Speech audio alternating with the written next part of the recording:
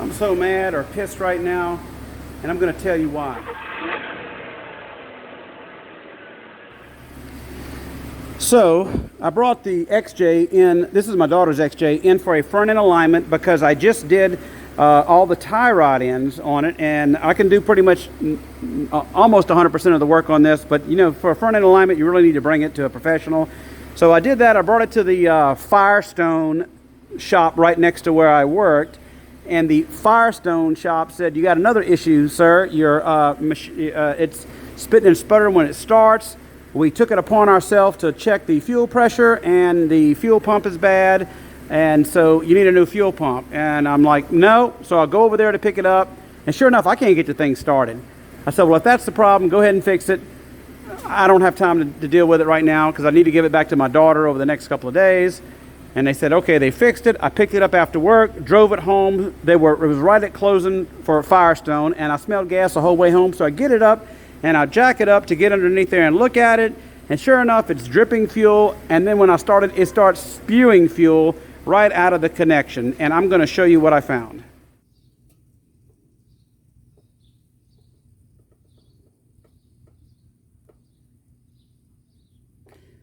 Leaking gas. Looks like it's coming. Oh, Jesus.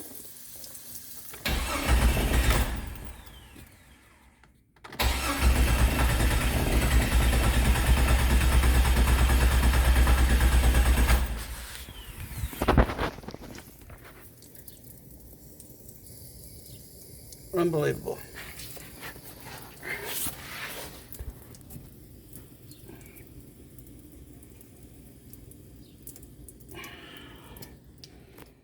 Okay, I'm going to show you what the reason why. If you take a look here at this fuel line, look, it's not even snapped in. You see? I mean, it just comes. This is unbelievable. So, I'm going to show you how to fix it the right way. What you do is, when you take this off here, see this little piece here? You can buy new ones of these. See if I can get this out. Yeah, I'm getting soaked in gas. That's what I get for paying $700. Okay, this little piece right here, I don't know if that's new or not, but they should have replaced it. And that is what holds this piece right here into the fuel line, but not even pressed in all the way. That's just shoddy work. All right, when you press it in, it should snap. So I couldn't show you with both hands. I needed the camera, but now it's snapped and I can't pull it off. So either they didn't snap it in, or they had a zip tie right here, or either they had the zip tie and it pressed on this and pulled the thing back out. I really don't know, but you shouldn't zip tie it there where this piece is. So let's start it up and see if it leaks now. Okay, now that I'm full of gas and paid $700, I'm going to cycle the key on and off a couple of times to prime the system. It's probably going to take a little bit to start, and we'll see if it leaks. Okay, it's running.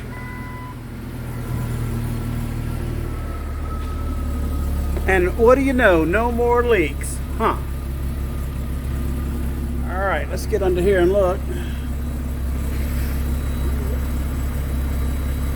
It is running, no leaks. Just something that stupid. Now, you know, if I didn't work on vehicles as a hobby, I would have not known this. My daughter could have picked it up and the whole car could have blown up. But anyway, so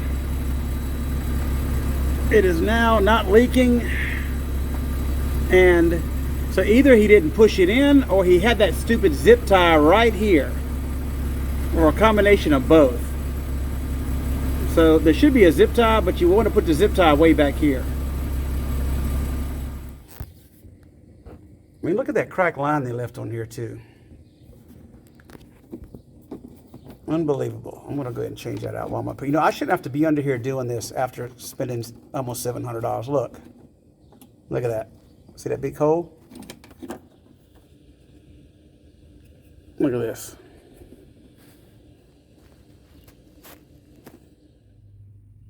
Okay, I'll use a piece of this. All right. Now that I've got the line properly inserted there, And I've properly fixed this return line with a new fuel line and 2 clamps, which I would have gladly paid for. I didn't bark at them when they said they were going to charge me almost $700 for this. Now I'm going to tape up these exposed wires. And I wouldn't expect them to do this either. So now that I have this fixed properly, and I taped up, you know, the little connector in there. Another thing that ticks me off, you see this holder right here? This holder is clearly for the fuel lines, and they just left it there. Didn't regard to snap it back in place, and that's why old cars get rattles and other stuff. So let me show the mechanic how it's done. You just take one fuel line right here, and you pop it in, wham bam, and this one here, boom, it's there. How hard is that?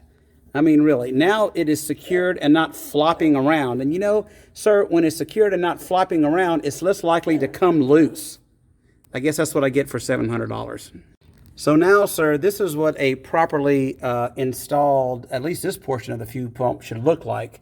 The fuel line and return line are properly in their little connector there from the factory, and the harness is neatly zip tied out of the way, nowhere near the connection to where it will squeeze it. I don't know if that's what happened. Oh, he didn't pull it back in. I have no idea. But either way, it was the mechanic's fault. And so one of the other things that I do not trust now is the fuel pump installation. So let's talk about that. To get to the fuel pump, you have to drop the tank down. I know, you take this down, these straps come down. I had a full tank of gas before I started, but I basically spilt it all on interstate coming home. There is a screw and a gasket that it goes in, and unless that is properly screwed in with the proper gasket, it will leak. I have no idea without me completely taking this down to make sure that that was done properly. Now I'm starting to wonder, so I'm going to take a bore scope and put it up in here and take a look to see if I see any defects.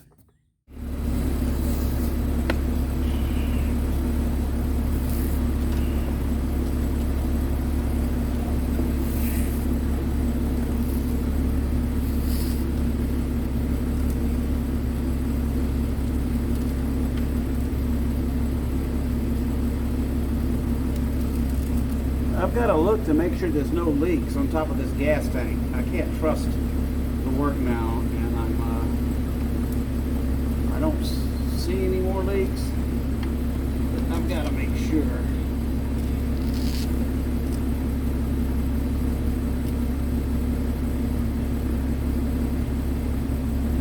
I'm looking at a connection. It's kind of hard to show you, but I don't see any leaks from that connection, nor do I see any leaks from around it. It's hard to see, but I don't see anything. So I'm going to make an assumption that that's okay. All right, after a good hour and a half of my time and the risk of explosion, I think I've got it at least good enough to get back to the shop tomorrow. Now, I know a little bit about Jeep XJs because I got 2 of them, as you can see. Okay, so here is the, I'm going to leave the shop anonymous. I will tell you it was a Firestone, but I'm not going to tell you where because I think some of these are privately owned. And as you can see, this is the Jeep Cherokee, the VIN number, and they charged $130 for diagnostics, $252 to replace the fuel pump, and $200 for the fuel pump, for a grand total of $665.23. Now, I just paid them $130 for an alignment also, like the same day. So they almost got $1,000 out of me that day. So I'm going to see what they're going to do, and I will let you know. And I will not reveal who it is. And if they make it right, I'll be the first one to tell you. But if they don't make it right, I'm also going to tell you. I'm all about the mechanic and the shops making money. I understand that. I never bark about the price. If they quote me a price, I agree on it. Even if it goes a little bit higher, I'm okay with it. They need to be paid for their work.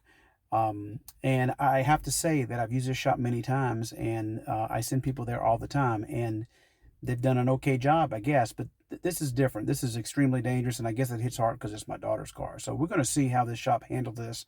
I hope they handle it with integrity and make it right. I don't know what makes it right. I'm not going to say what they should do, but I'm going to let them decide that, and we'll talk about that later. Now, what I'm hoping they don't do at this shop is a cop-out, and what that would be, oh, this is a 2000 model, it's an old Jeep, anything could break on it. You know, we really don't like working on old vehicles. We'll take the new BMWs and Mercedes, but we don't like working on these old vehicles because anything will break and that. Well, you know what? No. A fuel pump and a fuel line, that clearly was negligence. Clearly was negligence. And I don't know what making right looks like. An apology or maybe some money back. I mean, to me, I don't own a shop, but if I had, I'm in business, and if I had a shop, I would give me all the money back for the labor, with the exception of maybe the part. And then that mechanic needs a good talking to. I mean, if you're working on a fuel system or a brake system or something like that, there needs to be some safety checks to make sure. That clearly was negligence. And it put myself and especially my daughter at risk. So that's unacceptable. So we're going to see what they do tomorrow, and I will let you know what happens and whether or not this video stays up or not. Thanks.